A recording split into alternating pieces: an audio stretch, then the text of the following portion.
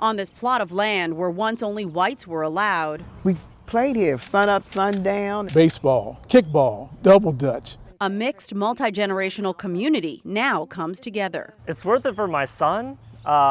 It's worth it for this community. C.J. Brandmeier is one of the newest neighbors of Talbot Terrace Southeast, who's taken on a decades-old fight. This has really been a relay race over 20 years. The Anacostia Homeowners and Residents Association says the district government sold their historic land to a developer they claim cut corners and broke the law to buy the property. You see, neighbors say this land is their racial reparations. According to this 1942 covenant, the original landowner tried to ban blacks from building on the property. The residents sued, and in 1977, the Homeowners Association became the landowners. And the taxation went from around $1,000 to $2,000 to over $200,000 a year, overnight. An amount the community just couldn't pay. The property was put up at a discount tax sale by the city government. We asked the D.C. Office of Tax Revenue why those taxes increased so dramatically. We were told, quote, the property's classification changed throughout the years, and that comes with higher taxes.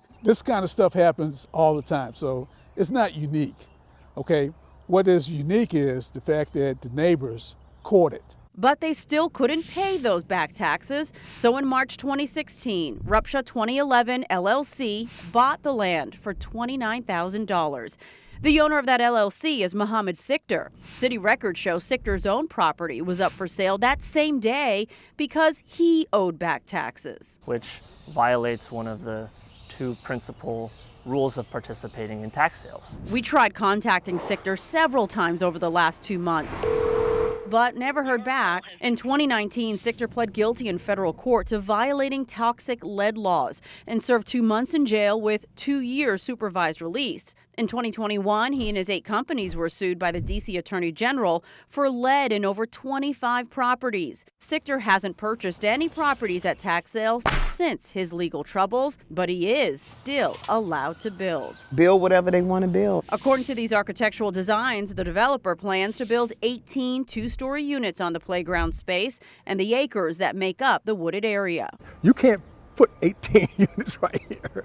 Neighbors say it's not hard to imagine what could go wrong if a developer builds here. In fact, all they have to do is look straight down the street. Here to River East at Grandview, a dozen families were evacuated after they found massive cracks in walls and floors. It was later discovered the foundation was shifting drastically. I have cracks that are large enough that our hands can fit in them. The homeowners lost everything and were forced out. The playground over on Talbot Terrace sits on that same hill. Neighbors say it's land that is rapidly eroding. What are you going to do to stop it? The Department of Buildings says they'll follow up with their own inspections during the construction. And do you feel confident that that will happen considering what happened here over at Grandview?